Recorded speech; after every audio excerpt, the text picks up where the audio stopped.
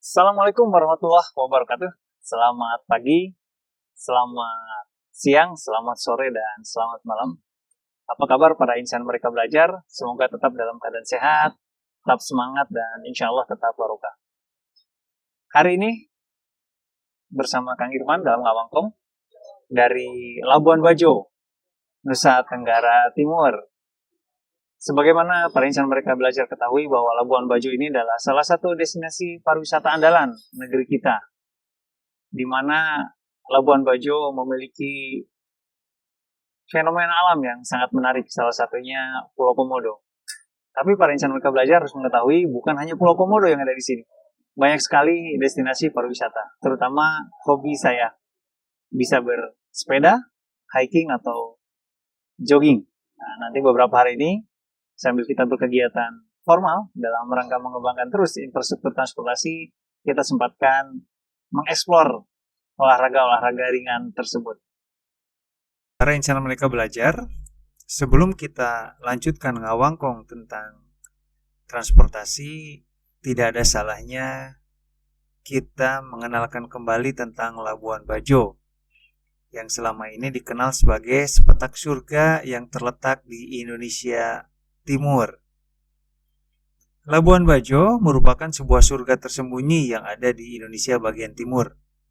Desa ini terletak di Kecamatan Komodo, Kabupaten Manggarai Barat, Provinsi Nusa Tenggara Timur, yang berbatasan langsung dengan Nusa Tenggara Barat dan dipisahkan oleh Selat Sape. Labuan Bajo adalah salah satu dari 5 destinasi super prioritas yang sedang dikembangkan di Indonesia. Destinasi ini merupakan gerbang menuju Taman Nasional Komodo yang menyimpan keindahan alam yang menakjubkan serta memiliki hewan purba yang mendunia. Mulai dari hewan endemik Komodo di Pulau Rinca dan Pulau Komodo, deretan pulau eksotis, keragaman hayati bawah laut, hingga pantai yang sangat aduhai. Semua ini para insan mereka belajar dapat temukan dengan memulai perjalanan di Labuan Bajo. Menikmati pemandangan langit senja bisa juga para insan mereka belajar nikmati di Labuan Bajo ini. Spot strategis untuk menikmati keindahan senja berada tak jauh dari Bandar Udara Internasional Komodo atau hotel-hotel yang makin berkembang di Labuan Bajo ini. Para insan mereka belajar dapat memilih destinasi Bukit Cinta misalnya, Puncak Amelia, Puncak Selvia, untuk mengabadikan langit senja yang menenteramkan jiwa. Ada juga para insan mereka belajar Gua Rangko yang memiliki pesona bak oasis dengan kolam air asinnya yang begitu menyejukkan. Kalau para insan mereka belajar ingin berpetualang di Labuan Bajo, trekkinglah singkat di air terjun Cuncaulang. Hal ini bisa menjadi pilihan yang sangat unik. Baik para insan mereka belajar, kali ini kita membahas haringan tentang ibu kota negara yang direncanakan di tahun 2024, tepatnya tanggal 17 Agustus 2024 akan dijadikan hari pertama melakukan upacara peringatan kemerdekaan Indonesia. IKN ini diberi nama dengan Nusantara, berada di Pulau Kalimantan. Harapan kita tentunya dengan berpindahnya ibu kota negara membuat Indonesia jauh lebih baik. Sebagaimana pernah dicanangkan oleh Presiden kita, Bapak Joko Widodo, bahwa IKN baru ini mesti mengusung konsep kekinian, mengusung konsep kota pintar, dan mengusung konsep kota modern. Salah satu hal yang saya ketahui adalah pemerintah menginginkan transportasi di ibu kota negara baru ini merupakan transportasi yang sustain, transportasi yang hijau, transportasi yang modern, transportasi yang smart tentunya. Saya rasa di Indonesia para ahli sudah banyak dan saya yakin mendukung pemerintah untuk mewujudkan hal tersebut. Tapi tidak salahnya kalau kita coba merangkum sedikit apa sih keinginan-keinginan pemerintah dan yang sudah coba dituangkan di dalam bentuk gagasan atau tulisan-tulisan ringan. Sebut saja pemerintah sudah memilih salah satu seniman kita, Bapak Nyoman Nuarta, untuk mendesain istana yang berada di IKN Nusantara ini. Saya dengar istananya berkonsep burung Garuda dan akan diwujudkan dengan tingkat seni yang tinggi. Kalau kita simak beberapa desainnya, beberapa penampakannya cukup meyakinkan dan semoga dapat dicapai. Itu yang pertama. Yang kedua adalah untuk hunian, pemerintah sudah mencanangkan ada hunian-hunian sosial, rumah-rumah susun yang berkonsep seperti di Turki. Sebagaimana kita ketahui, Turki cukup bersahabat dengan pemukiman sosial yang berada di lembah-lembah Turki, yang memang kontur di IKN baru ini hampir sama dengan kondisi kontur di Turki. Itu pun semoga tercapai. Jadi istana untuk presiden dan wakil presiden, perumahan untuk warganya. Semoga benar-benar terwujud yang merupakan hunian yang sangat layak. Yang ketiga adalah terowongan bawah laut atau jalan tol laut. Kita juga sempat menyimak beberapa pernyataan dari para stakeholder di dalam bidang transportasi, karena kita sudah memiliki teknologi terowongan bawah laut. Artinya kalau sebelumnya jembatan itu selalu di atas sungai, selalu di atas laut, selalu di atas lembah, kali ini saya dengar akan dibuat di bawah laut. Semoga memang terwujud. Yang keempat adalah bandara. Mungkin para insan mereka belajar bertanya, apa uniknya bandara, Kang Irfan? Saya dengar di IKN ini akan dibuat sebuah bandara yang konsepnya SpaceX. Jadi bandara antariksa. Bandara yang bisa dilandasi, yang bisa diterbangi oleh pesawat dengan kecepatan yang sangat tinggi. Konon, lagi-lagi katanya konon, bisa dilandasi oleh pesawat yang terbang dari IKN ke Amerika dalam waktu kurang lebih 2 jam. Bukankah itu sangat menarik? Banyak lagi perencanaan mereka, isu-isu yang terus dikelola, gagasan-gagasan yang baik yang terus didorong untuk menyemangati kita sebagai perencanaan mereka belajar untuk mewujudkan IKN yang cerdas, IKN yang hijau, IKN yang sustain. Perencanaan mereka belajar, saya yakin perencanaan mereka belajar sudah mengetahui bahwa berpindahnya Jakarta ke Nusantara di Kalimantan saja bukan merupakan negara pertama yang punya ide memindahkan. Cukup banyak negara-negara di dunia ini yang berusaha memindahkan dan sudah berhasil memindahkan. Memang ada yang kemudian dalam waktu dekat berhasil mencapai target awal, ada juga yang memang target-targetnya tertunda pada rencana mereka belajar. Mungkin saya bisa bantu sebutkan beberapa negara yang sudah berhasil memindahkan ibu kota negaranya. Sebut saja yang pertama adalah Nigeria. Nigeria memindahkan ibu kotanya dari Lagos ke Abuja pada tahun 1991. Kota yang berada di titik tengah negara itu sebelumnya telah direncanakan menjadi pusat pemerintahan. Kenapa? Karena Lagos sudah semakin padat. Ini adalah salah satu alasan kenapa Jakarta dipindahkan juga. Bukan Jakartanya, ibu kotanya yang dipindahkan dari Jakarta. Salah satu alasan kenapa ibu kota berpindah dari Jakarta adalah karena penduduk yang padat. Itu juga yang terjadi dengan Lagos. Memang saat ini Lagos tetap menjadi pusat ekonomi negara terpadat di Afrika tersebut.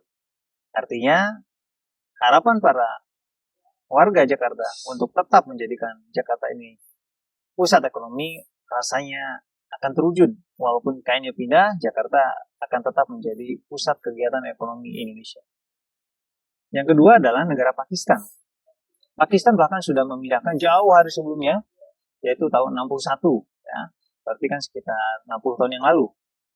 Ibu kota Pakistan ini dipindahkan dari Karachi ke Islamabad. Alasan pemerintah Pakistan memindahkan ibu kota ini adalah Karachi dianggap secara teknis tidak memenuhi lagi sebagai ibu kota. Yang ketiga adalah Brazil. Sebagaimana para insan mereka belajar ketahui bahwa Brazil dari tahun 1549 sampai 1763 memiliki negara di Salvador, yaitu negara bagian Bahia. Nah, setelah itu, negara yang terkenal dengan sepak bolanya, dengan gaya sambanya ini, dipindahkan ke Rio de Janeiro dengan alasan pengembangan ekonomi dan perdagangan. Kemudian di tahun 60, pemerintah Brazil kembali memutuskan memindahkan ibu kotanya dari Rio de Janeiro pindah ke Brasilia. Artinya 1549 sampai 1763 di Salvador, kemudian 1960 dipindahkan kembali ke Brasilia. Hingga saat ini ibu kota Brazil ada di Brasilia. Walaupun kota Rio de Janeiro lebih terkenal daripada Brasilia itu sendiri. Yang keempat, tidak jauh dari kita, ada namanya ibu kota negara yang pindah, yaitu negara Myanmar. Memang ibu kota Myanmar ini dipindahkan oleh penguasa militer di tahun 2005. Kota ini akhirnya diberi nama Naypyidaw, ya, yang sebelumnya adalah dari Yangon. Beberapa pihak memang menyebutkan bahwa alasan pemindahan ibu kota ini atas prediksi akan terjadi serangan asing ke daerah tersebut. Selanjutnya, Turki, yang kelima Turki juga memindahkan ibu kotanya. Memang Turki ini awalnya ada di Istanbul. Ini berkaitan erat dengan sejarah kesultanan, di mana berada di Istanbul.